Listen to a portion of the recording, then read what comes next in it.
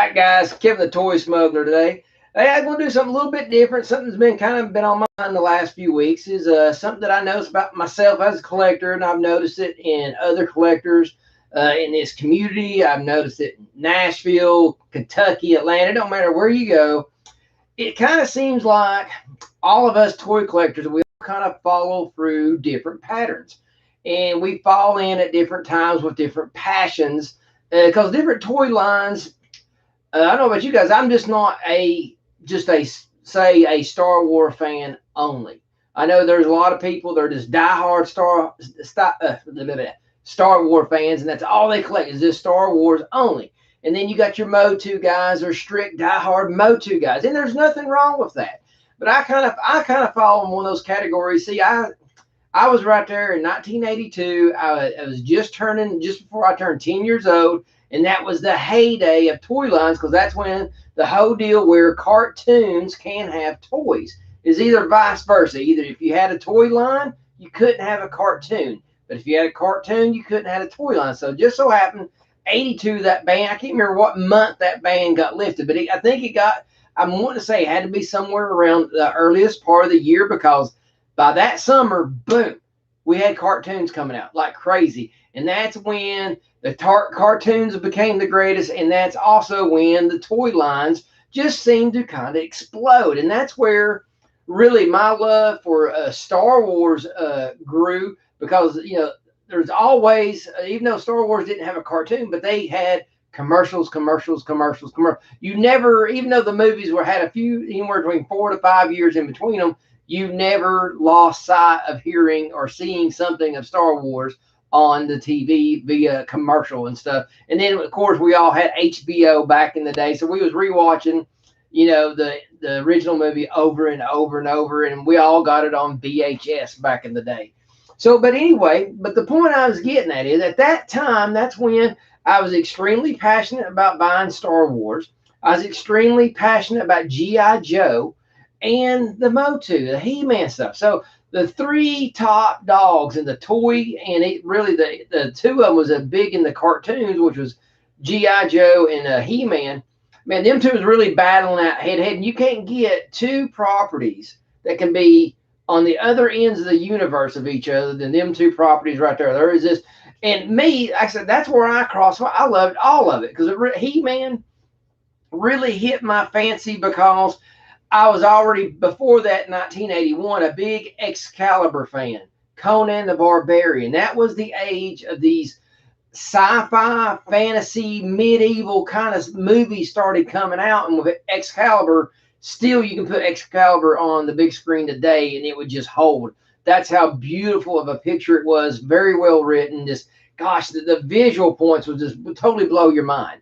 So that way, then when He-Man come along, it really touched base with that movie, the Conan movie, and especially Conan the Destroyer really played off of a lot of that a few years later and stuff like that. So, and this also coming off of, Flash Gordon ended up coming out of all this. So that really, Flash Gordon really kind of had a Motu Star Wars feel. I mean, it really did. It really kind of had that He-Man kind of feel, but at the same time, it had a slapsticky Star Wars kind of feel. So like I said, and my dad was in the military, so I really connected with my dad a lot with the G.I. Joe stuff because my dad didn't care much for the Star Wars. He didn't like He-Man, but he liked G.I. Joe enough because it was hardcore military.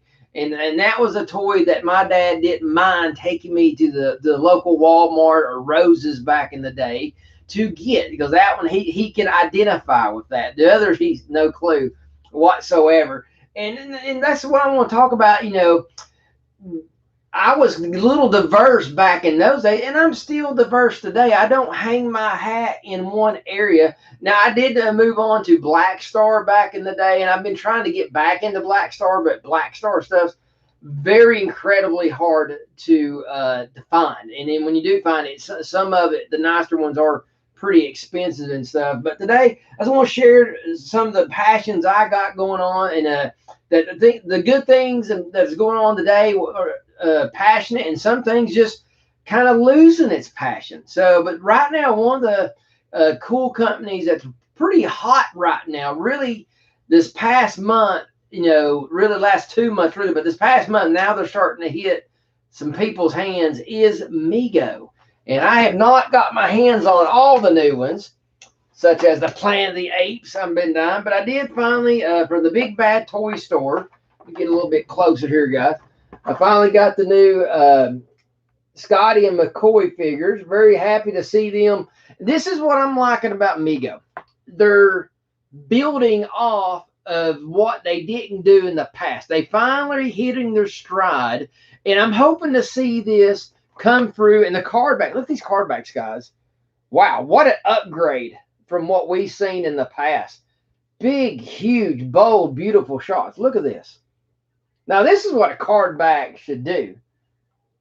But I think what took some time, hey, Migo shouldn't have been doing all this stuff. I mean, these guys, the comeback toy company of a lifetime. I mean, it's amazing that they was able to come back. And, they've had some rocky moments, and last year COVID hit them, but COVID hit everybody, guys. So you can't get on to Migo for anything. COVID might have slowed them down, but boy, they're on fire. And Paul Clark and all them guys, they're really stepping up the game.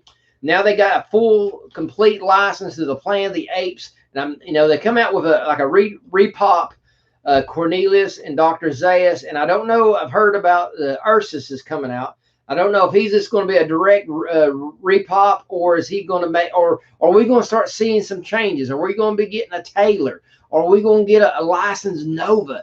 I mean, there's so many cool characters with the TV series, and this the movie alone. The TV series, they seem like they had a little bit more freedom there, but versus the movie, they kind of had to hint at it and stuff like that. So I'm really hoping to see where Migo can really get in there and have some fun.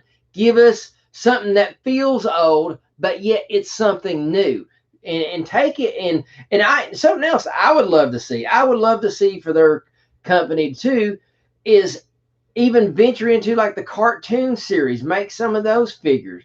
I mean, there's just so endless amount of things that you can do with a Planet of the Apes. It's just totally crazy. I mean, the possibilities are endless.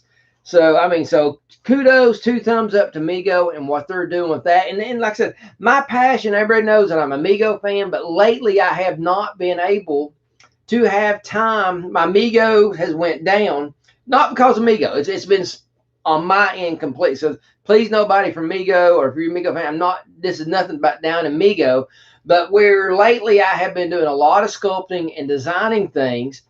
And so I've had to kind of like step back from doing my own custom stuff and hunting. And plus I've been waiting for the new line to come out. And now they're just starting to come in. And unfortunately in my area, I've said this all the time, we don't get Migos that quick in the North Georgia area. They're very slow about getting here. So I've been now I'm looking at going through Big Daddy Toy Store and stuff like that. And I've also got a pre-order. I'm supposed to be getting it later this month, is a Scare Glow. So I got that one pre-ordered because normal, I think it's just a few dollars extra. And one good thing about Big Daddy Toy Store is it's just $4 flat shipping. Boom. And I got 3 figures, so I mean, it's less than $2 a figure. So it's a good way to go. Good prices on all of it, and that's what I went. And speaking of the new Motu stuff, I got a Beastman back here. I've been collecting a few of these, and I've liked some of the stuff they're doing, and some of the stuff you can tell it's directly for kids. So, I mean, I'm not getting everything. And right now, everything that's out, I got, and I'm just waiting at the mischievous, wave 2 is just like nowhere to be found. So, but I was able, by looking for this new He-Man stuff and looking for the new castle and stuff like that, it has kind of piqued my interest. So I've been looking back at my old He-Man shelf and stuff like that. And one of the figures that I've not been able to get my hands on, and I finally got an incomplete one, but I finally got my hands on it, I finally got my hands on a Hurricane Hordak. So been having a hard time finding this. I can't find the weapons yet, but it's kind of funny. Something else that kind of got this one on my mind is I bought a toy lot from a guy, just a mix of Motu parts. He had a whole bunch of parts, G.I. Joe parts. He gave stupid price for this box. And I just glancing in it, I needed a whole bunch of it. So I mean, it was one of them. Wow, whatever I don't need, I can sell it for a few bucks here and there and make my money back. And then all the stuff I keep be free and clear. You got to do deals like that because they're great. But a cool little baggie was in there. And when I pulled it out, and this is what got me to thinking about the Hurricane, is these are here. These are the classics versions of the Hurricane Hordak weapons. And I was hoping that these would plug in, but they don't plug in. So, but what I'm going to do is one Saturday or Sunday morning when I ain't got a lot to do, I'm actually going to be making a little styrene rod that goes in that's going to have a little cup to where I can shoot with hot glue, have these tips right here Vaselined up really good, and boom, plug it into the new plug. That way it will be able to work. And that way you'll still be able to, all of them's got the same plug, so I'll be able to pop it back out. So I just need a rod with a little bowl where I can shoot some hot glue, put these in. Once I set one, it'll be able to pop them all. So that'd be a great fix for that in the very near future. Until, because right now you can find the weapons to this, but I think just the weapons, a set of 3 weapons is going like north of $60. And I'm just, no, I mean, it's crazy how the accessories cost way more than the figure. It's crazy. So we'll see if I come across them. That's one of them. If I come across it one day, great. If I don't. So that's what I've been doing. I've been doing a few restorations here and there. I got a big project down here for Michael at Battlegrounds doing the old, I can't remember what company. I think it's Playmates Wrestlers, the big, huge 12 inches that's in the rubber solid pose. El Rodimus, how you doing, brother? Yeah, all the new He-Mans, all their stuff's interchangeable. That's one great thing about the new line, how you can interchange the heads, the arms, the weapons. That's one great thing. They really went back to one good thing I love about it is they went back to the toyetic and playability of the new Motu line. That's been probably the best part of this whole new Origins line is that right there. The worst part of it is where if you didn't pre-order Wave 2, all the rest of the shipments went to Europe, which didn't make no sense. They should have had pre-orders and then a certain amount of it come here and then I'm not saying don't send them to Europe. I'm just saying that we should have had, the store should have got something. I mean, if I would have known that if you didn't pre-order Wave 2 that you wasn't going to get it, I would have pre-ordered the damn stuff. So that's just where, if you're going to do this stuff, Mattel, Hasbro, whoever, just let the fans know, okay? It's that simple. Just let us know. It's not that hard. So, like I said, I've been doing some restorations. I've been doing some for my brother, Paul, and he was wanting me to restore. This is a Sensor Scope R2, and I decided not to restore this. And the reason why, look at the chrome on this bad boy. Not a thing wrong, and the sticker is in good enough shape. I hate to rip it off and put a repop on it. So I told him, I said, listen, just leave this one. This is his childhood R2. So I said, man, just leave this baby alone. Find you a junker for $5 to $10, and I'll fix that one for you gladly. But fine, I just don't want to. I hate messing them up when they're at least that good. I hate doing it. So I've held off on that, and a couple other things I was trying to do for him. Whitened up a Biker Scout. This baby come out really good and minty and clean. Yeah, the customizer's dream on that stuff. And he had an extremely, extremely yellow Storm Shadow. And I got him back to this white. But a good telltale. But here was the funny thing. I'm going to try to get the camera to pick this up. It's this panel right here. There it is. See how bright white. That was the only thing white on his body. That 1 pound. So when you turn it this way, you can see an obvious stripe there. Well, the rest of his body is just more of this, I guess vanilla color. It's mostly white. So I said, listen, if I go any more brightening thing, I'll lose the Cobra insignia. And the Cobra insignia is still very good on this thing. It's trying to read my face. There it goes. See. The Cobra, well, it's not going to read this logo. There, now it's fine. It goes. But the Cobra logo is good. If I do any more, it's just going to totally fade away. So I didn't want to do that. So that's something I did for him. He's coming down next weekend, so he gets to get these, and he's getting his first Ewok village. He's bought some pieces. I found a hole and some other basic pieces, so we're bringing them all together next weekend and stuff like that. And Star Wars, okay, I'm going to go ahead and hit Star Wars and get this over. I have to say, lately, Star Wars has definitely been a downward passion. There's nothing. Oh, we got Jordell. Hey, thank you. Glad to see you too. Thank you for joining me here tonight, talking about my passions and what's going on. And something that I'm not been that passionate about lately is Star Wars. Star Wars has been, I have found a few good pieces lately, but the passion, you're not hearing nothing positive when you go on YouTube. If you go on Facebook, nothing's ever positive, whether it's talking about the toys, whether it's talking about the Mandalorian deal, the whole Gina Carano deal. I mean, it's just like, wow, are y'all trying to make us not like Star Wars? Because you're doing a good job at it. But just to show you a few good pieces that I have found. I got one, I forgot to take it off the shelf. And I'm thinking I show this to everybody. I'm not sure, but I'm going to go ahead and just glance it anyway.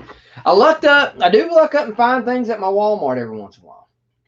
I did find this, got it at regular price. That's why I got it, you know. Well, this wasn't nothing if I found it, great. If I didn't, I wasn't going to have a heart attack about. So, picked up that. And I also got my hands on the new Boba Fett. Now, this one I was looking out for. Did I expect to find it at my local Walmart? No, I was not expecting it, but I did. So, not upset with that. That's one of them, hey, I found it. So, glad to, I'll put that back up here in a little bit. But glad I did find it. But one cool thing I did find, I didn't even know it was out, or if I did, I forgot about it or whatever, is I got the new Bandai Boba Fett, the 6-inch scale action figure. So I do have the, what is it? The R2 and R5 unit, and really love this Bandai stuff. You know, it's a little bit more expensive, but man, the quality, I've not yet been able to open this up, or yet I hadn't had the time. I've been working on designing some Motu stuff and everything. So I've been busy, but this is one of them. This is a rainy day project that I can't wait to get my hands on. And that's the sad part, guys. Like I said, if all the negativity on Star Wars lately, and then I don't know if you guys noticed, but if you go to the shelves, there's just not a whole lot there. And what is there is like, I've had so many figures in my hand, and the Mandalorian figures are finally hitting. Sorry, I don't care. I've had almost every one of the new Mandalorian figures in my hand, and I've set them hook them right back up, and just if someone else really wants these, they can have them. So like I said, I'm not here to bash them. I'm just saying it's just they've really taken a lot of the fun. And look at this, guys. All this is supposed to be fun, man. You're supposed to enjoy this. This is, you know, your escape. When I come home and I've had a horrible day, I like to sit back and just, you know, and just enjoying back of what, you know, some cool finds that I've had and stuff like that. And one good thing I'll try to not forget this, but I got a really good find. Well, it's a multiple find. I've been piecing something together. I definitely want to share that with you guys. So, and here I've done a photo shoot today. Let me see if I can give you guys a sneak little peek of this. Done a little bit of a photo shoot day. Got the bantha there. Now, I'm going to show you this play set here, guys. I was constantly needing something to take photos on. And it was this. I used to make these out of real plywood, real dirt, real rocks. And it's just like, oh my gosh. Messy and heavy. This bad boy right here, styrofoam, I think the whole thing weighs 10 pounds. I mean, and it's all this you see here is foam and floor dry and house paint. That's all it is. Ripped up foam, kitty litter or floor dry. It's all the same stuff, and house glue and spray paint. That's all it is, guys. And I throw this up in my building that's good and dry. It's lightweight when I need to do photo shoots, or if I just want to set up a diorama for a few weeks in here, I can just set it up. So lots of fun with that. Let's see here. Yeah, I've been wanting the C-3PO myself, El Rodimus. That's another one. Show you guys because I know I'm going to forget. I'm going to end up running my big mouth about something, and I'm going to totally forget this. But I want to show you guys this. Here it comes, guys. Guys, I've been wanting one of these for years, and I hope there's enough lighting here. But here you go. Boom. The Well of Souls. It is not complete, but dadgummit is it if it ain't almost close. I have made, I think, 7 different purchases to put this together. And so far I've come in under completed budget. I'm under I'm to the good $120. Because if you bought one of these totally complete, you're knocking on $400. It's missing a few of the real snakes, but as you can see, you can make snakes. Little effort. You got some snakes coming out of the wall. You can make snakes. And luckily, I love these cobras that came with this other G.I. Joe stuff. Now, it does not have the original art, but I ended up, a good friend sold me these. Gave me a great deal. Come on, focus in here. Hold on, guys. I'm going to turn some little light around here. Maybe this might help it shine up a little bit better. There we go. Now it's focusing. We've got 2 of the bottoms. Christian Daly.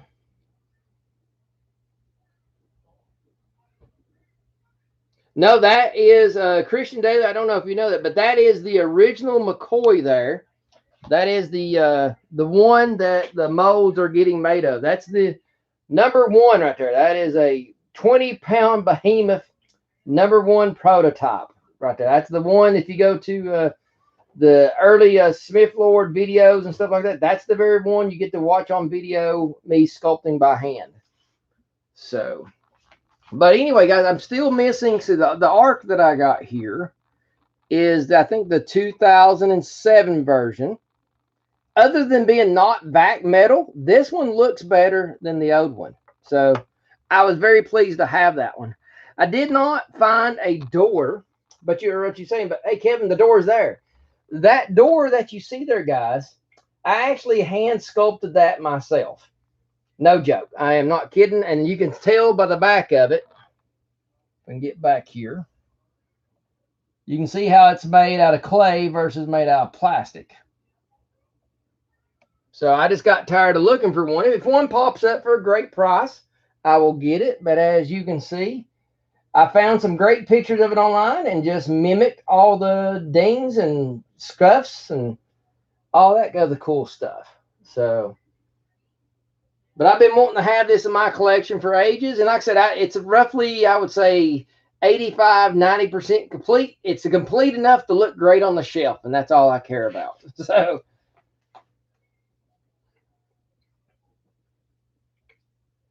the Millennium Falcon diorama. I think you're thinking that I'm in the other room. Let's see here. I got a Millennium Falcon over here, but it's not the diorama. But I'll put the camera back up here. All right, let's see. There we go. That's the vintage one right there. And that right down there, that's the 95 version, hidden back down in there. But yeah, my big Falcon, that's in the other room, the office. This is the art room. I did get my hands on one of the Rebel things, the cigar thing. It's only missing 2 small little pieces. Of course, the stupid door, but I'm getting ready to make one of those. And it's missing one of the little guns on the inside, which is just absolutely no big deal. I was able to complete my Buck Rogers figures. That's took 10 years to put that together. Man, it took 3 or 4 years just to track down Twiggy was my first one. Then boom, the Ardala back there, lucked up at the toy swap a few months ago, got her for $12. It was stupid how much I paid for her. So it was great. So that's been a great find. Trying to think. At the big Toyland, I got some last 17 figures about a month ago at it. It turned out really great and stuff like that. Here, I'll just give you guys a quick spin of the room here.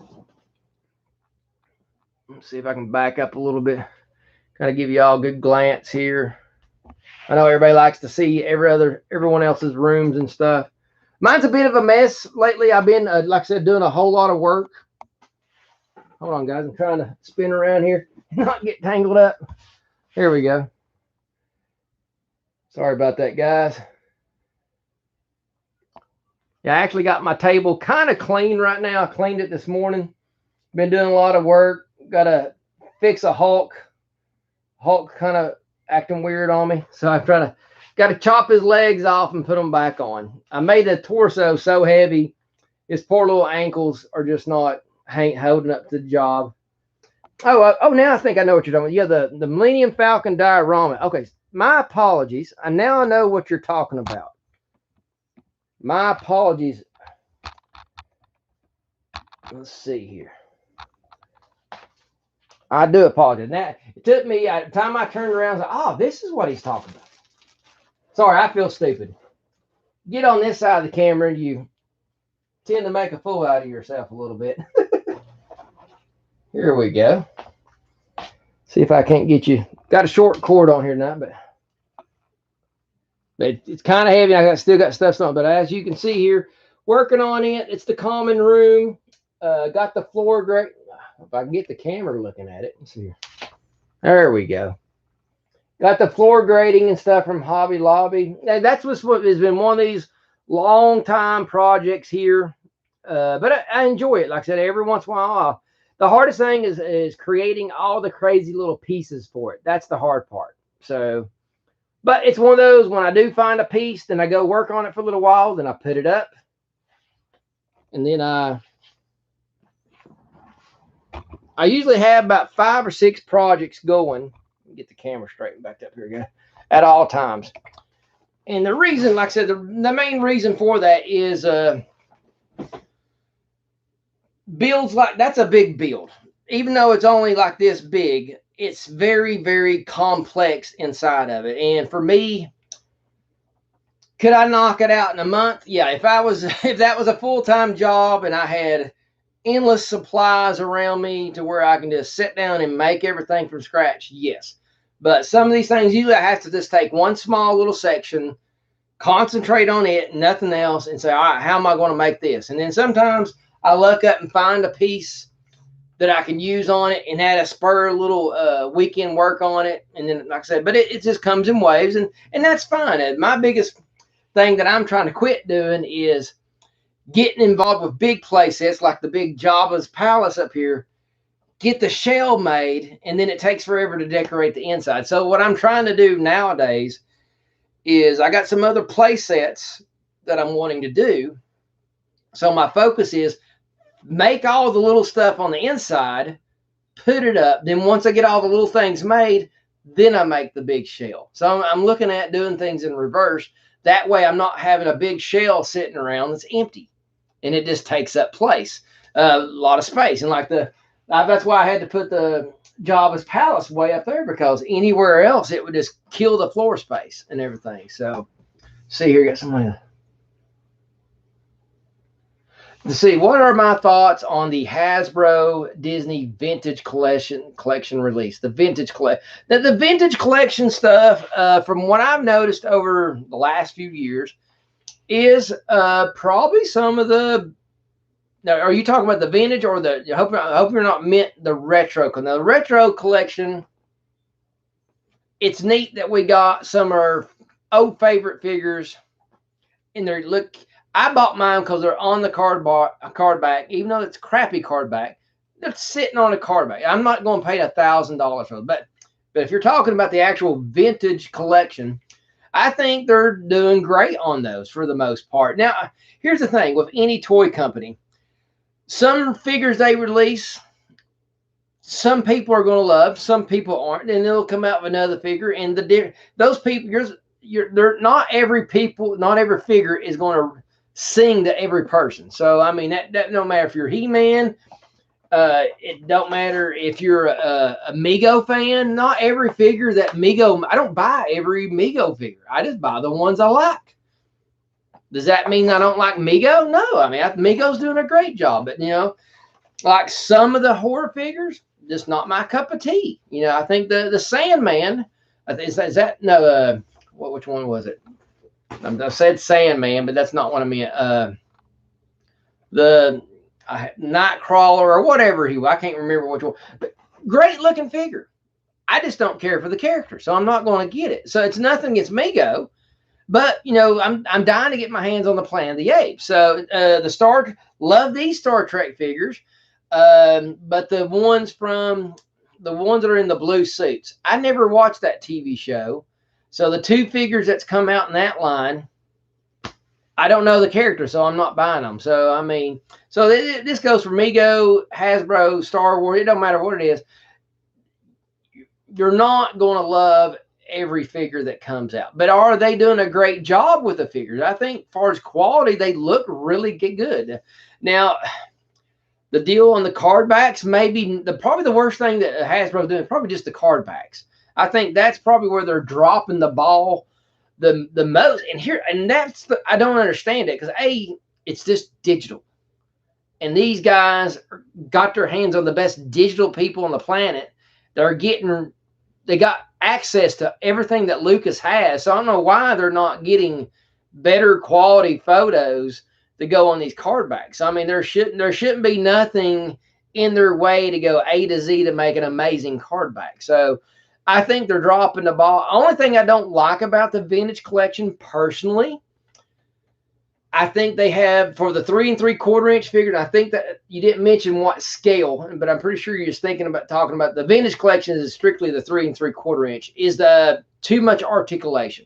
That's the only thing negative that I could probably say, because I think that much articulation is great for the 6-inch scale figures. I mean,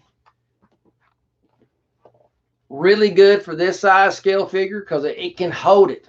They look great and stuff like that. Sorry about that. My light kind of laid down on me. There we go.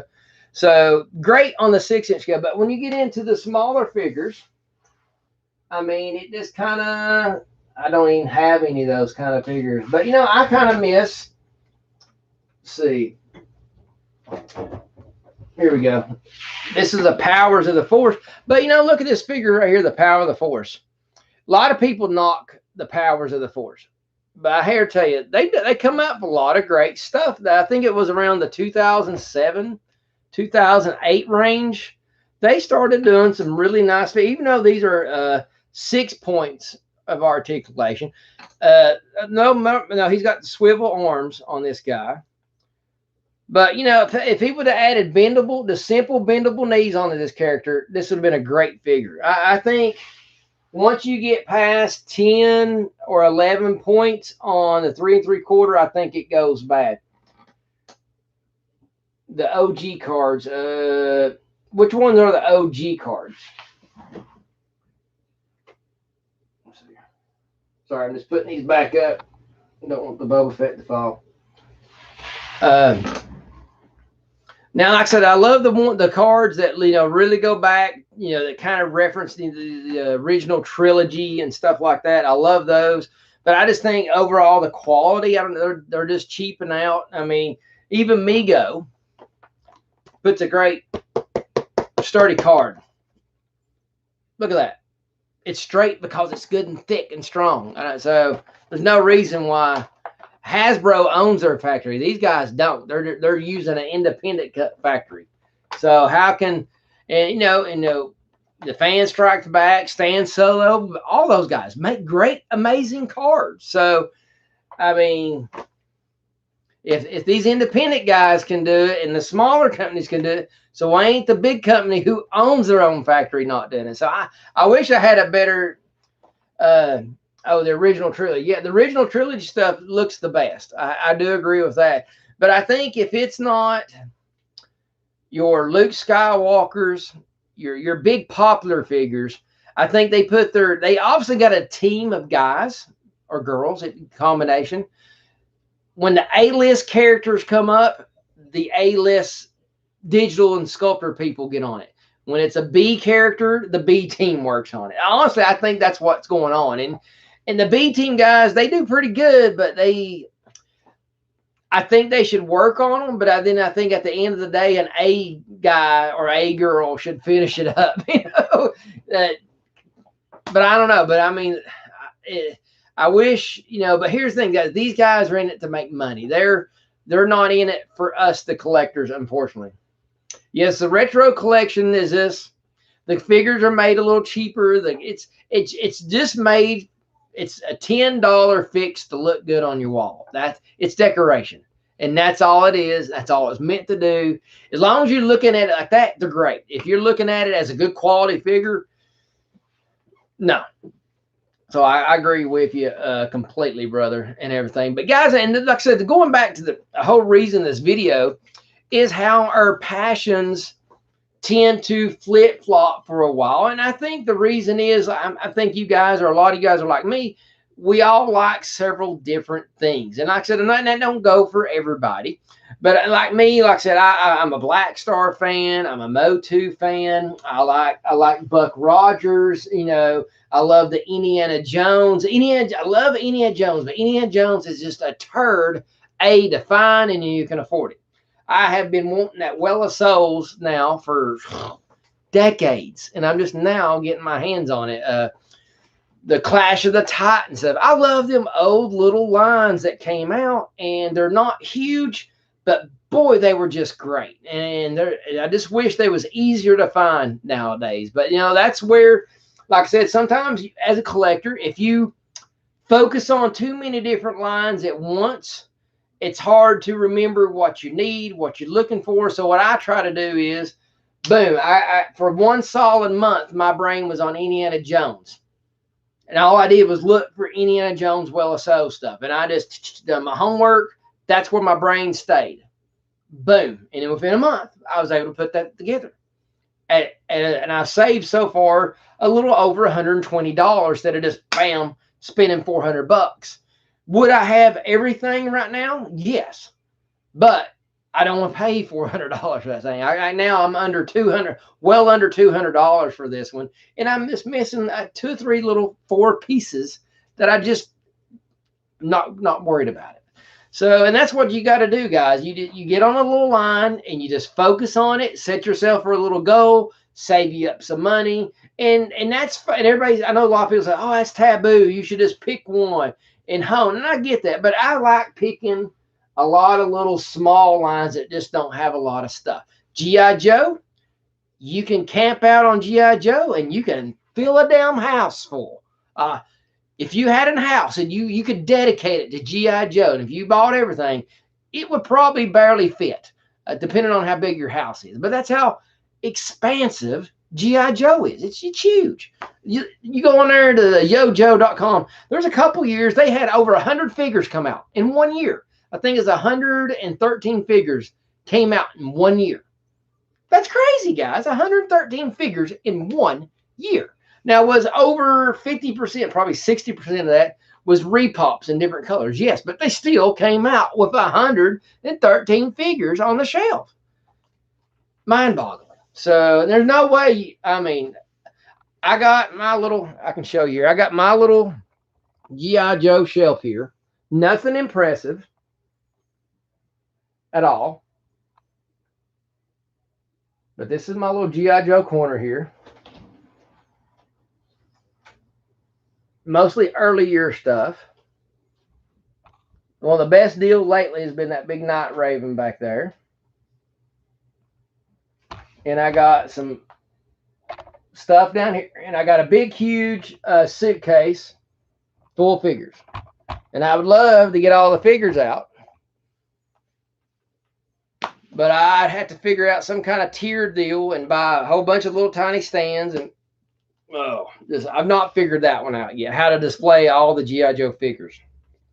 So I just rotate it right now. I pick a dozen or so, I set them out, and 3 months later, I'll switch some things out. So, because this is the room that I showcase most of my toys. I got a few, all my Migos goes to the office, and then everything else kind of comes over here. So, but I got a few Migos. So the Migos kind of, other than my big Falcon and my Death Star, and I got the Slave One. I got one little tabletop that's dedicated to just my really nice Star Wars stuff, my big ships and stuff like that. So, let's see, G.I. Joe, the gun.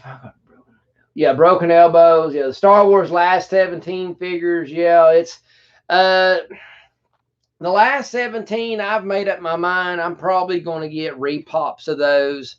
I mean, there's several independent companies are making those, and they're making them good. So I mean, where you can, and I'm not a cardy guy when it comes to that stuff. So I mean, $50 or so versus paying anywhere north of 100. So you're going to save at least half off.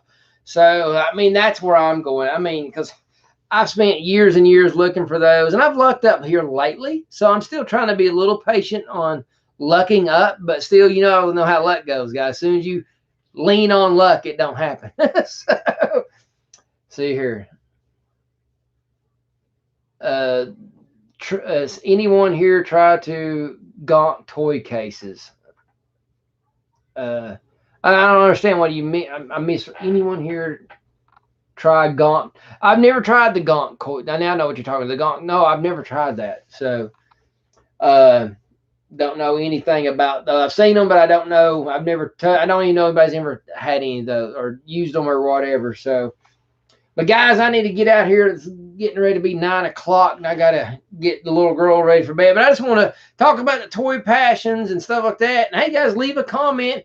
Go to Sexton Creations Facebook, and hey, let me know what your toy passions was.